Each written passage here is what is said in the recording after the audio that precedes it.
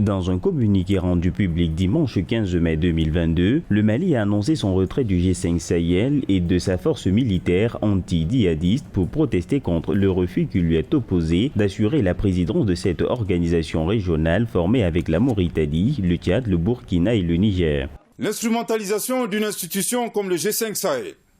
dont le mandat est de mutualiser les moyens pour garantir les conditions de développement et de sécurité dans l'espace des pays membres, est fondamentalement contraire aux intérêts de nos pays et de nos peuples qui font face à d'importants défis dans le domaine de la lutte contre le terrorisme. En conséquence, le gouvernement de la République du Mali décide de se retirer de tous les organes et instances du G5 Sahel, y compris la force conjointe.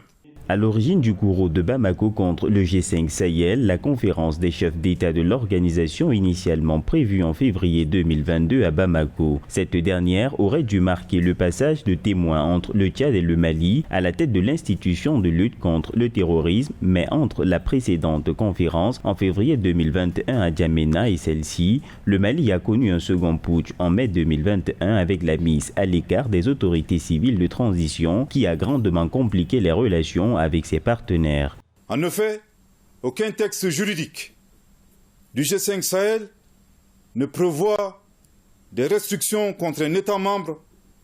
sur la base de sa situation politique nationale. L'opposition de certains États du G5 Sahel à la présidence du Mali est liée aux manœuvres